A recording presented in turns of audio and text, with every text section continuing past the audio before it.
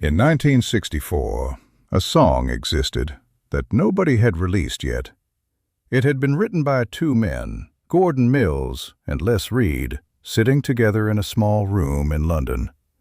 The melody came quickly. The words came quickly. The feeling came quickly. But the question of who would sing it took longer. The song was called "It's Not Unusual." And for a few weeks in early 1964, it was not going to be Tom Jones's song at all. That is the part of the story that most people never heard. Gordon Mills was not yet a famous manager in 1964. He was a songwriter and musician trying to make his way in the London music scene. He had grown up in Wales himself, not far, in the larger sense, from where Tom Jones had grown up. There was something about that Welsh background that made him understand a certain kind of music instinctively, the directness of it, the need in it, the refusal to be small. He had been writing with Les Reed, a skilled arranger and composer who understood melody and structure the way a carpenter understands wood, by feel and by instinct. Mills had a vision for "It's Not Unusual." He heard it as a song for a female voice. Specifically, he had someone in mind, a young woman from London named Sandie Shaw, who had just had her first hit and was beginning to be noticed. She had a cool, particular quality to her voice. Mills believed the song suited her. He approached her with the track. She listened to it. She liked it. She did not dismiss it, but she did not take it either. The decision, when it came, was not dramatic. It was almost quiet. Sandie Shaw already had a direction. She had her own material developing. "It's Not Unusual" felt right to her in some ways, and not quite right in others. She passed on it. It was a polite pass. It was a professional pass, but it was a pass. And that single decision, made calmly, without fanfare, in the ordinary course of a working musician's life, changed everything for Tom Jones. Here is what Tom Jones understood that afternoon, even if he could not have articulated it clearly. He understood that a song does not belong to the person who writes it. A song belongs, finally, to the voice that finds it.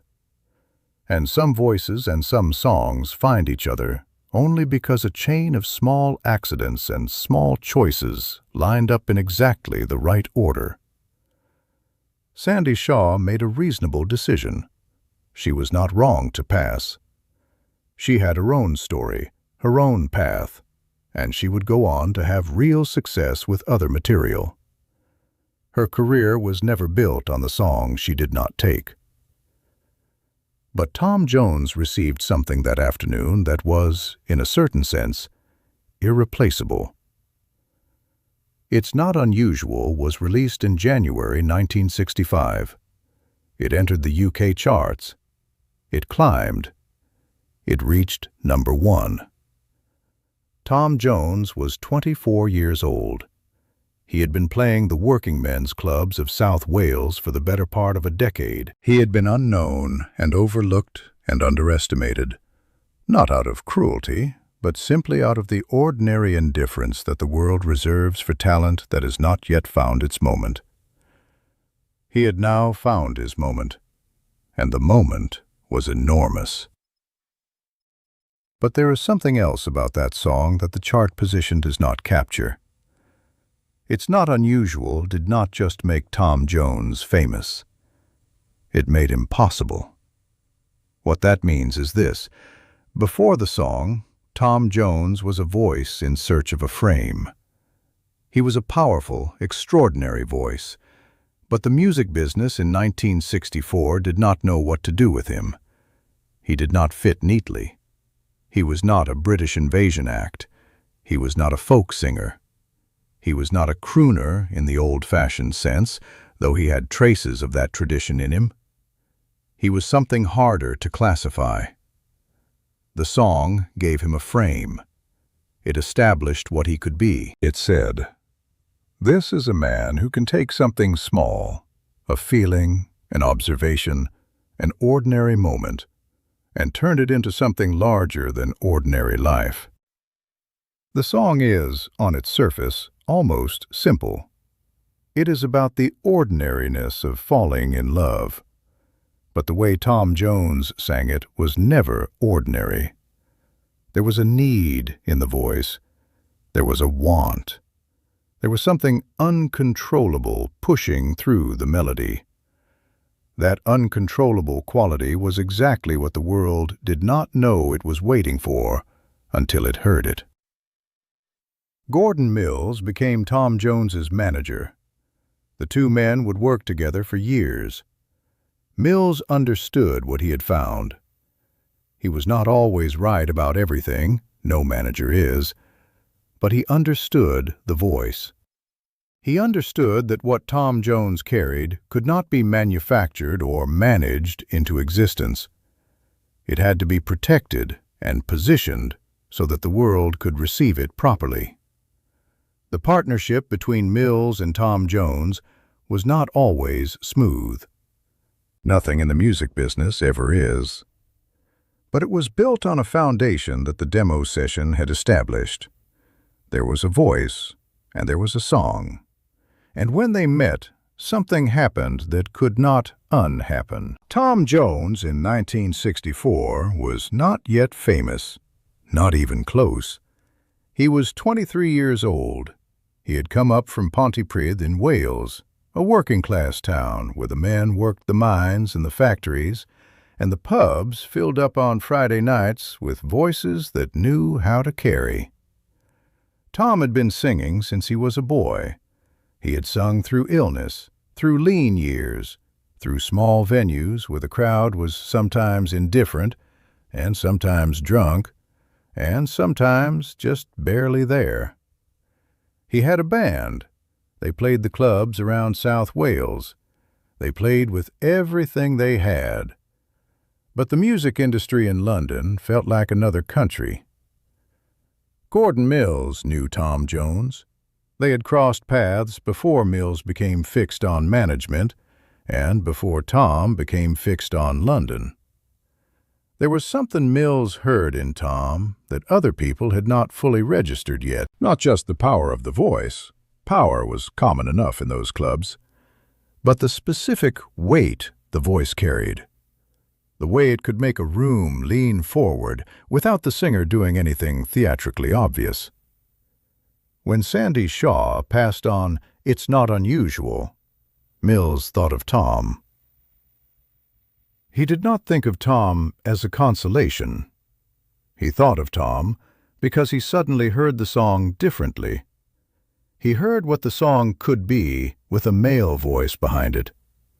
With that particular male voice. With the weight and the want and the warmth that Tom Jones had been building his entire short life without yet having anywhere to put it. He called Tom in. Tom Jones came to the demo session the way he came to everything in those years, with a kind of focused readiness. He had learned not to waste the moments when someone offered you a room and a microphone. Those moments did not come often when you were still unknown. When they came, you used them completely. The studio was not large or glamorous.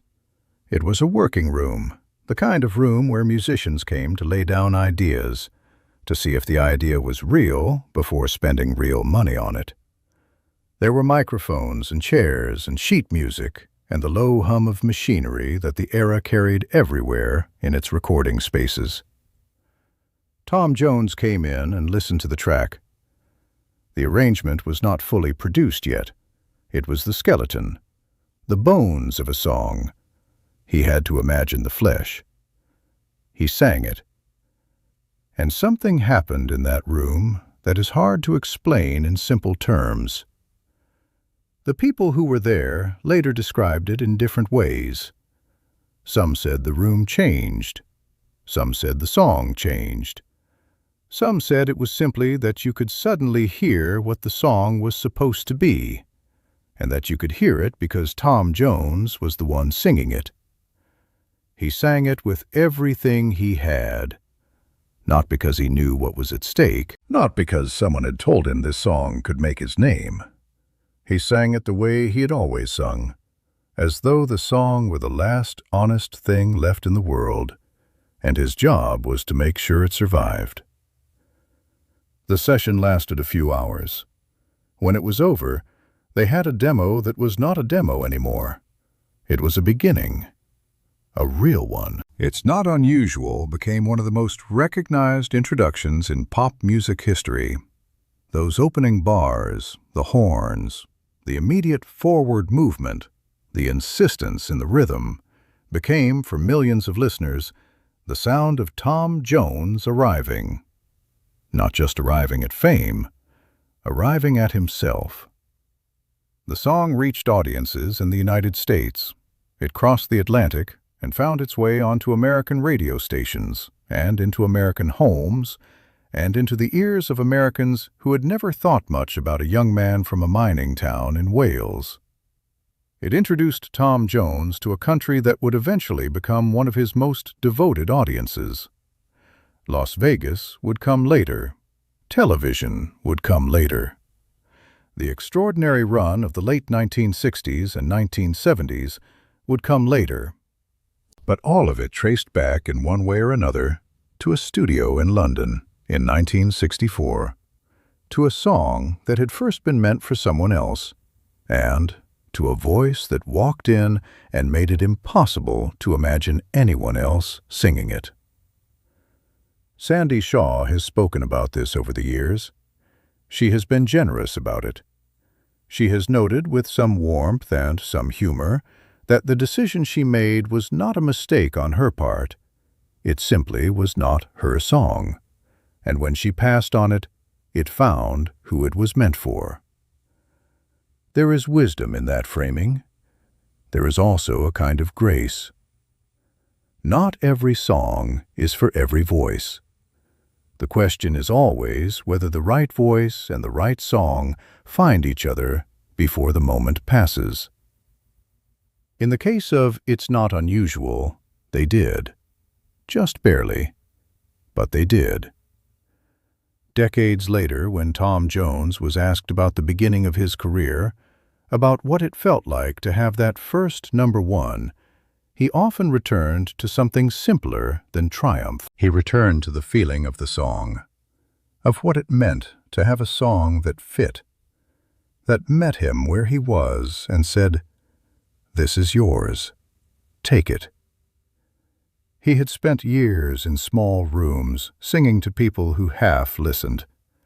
He had spent years building a voice that nobody with real power had yet heard properly. He had come to London with almost nothing except the certainty that the voice was real and that it deserved to be heard. It's Not Unusual did not give him the voice.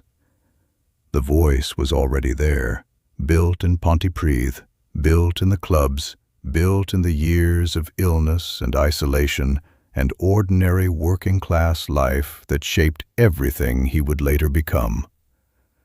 What the song gave him was the world. And the world, when it finally heard him, leaned in close and did not look away. That is what happens when a song finds the right voice. The rest of the story becomes possible. All of it, the nights in Las Vegas, the television programs, the audiences who would follow him across decades and across continents, became possible because two men wrote a song, a young woman made a quiet professional decision, and a 23-year-old from Wales walked into a small studio in London and sang as though everything depended on it. It did, and he knew it, even if he could not have told you exactly how he knew. That is the hidden history of It's Not Unusual.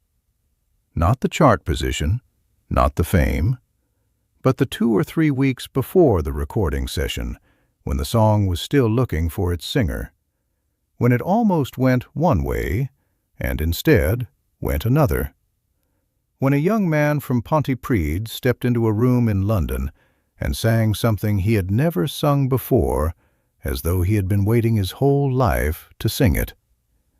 He had been. He just did not know it until that moment. And perhaps that is the most honest thing that can be said about great performances, the ones that change everything.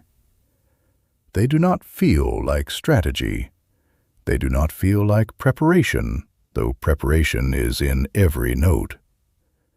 They feel like recognition, like the voice finally saying, "Yes, this is the one." Some things you understand in your body before you understand them in your mind. The voice was always the first to know.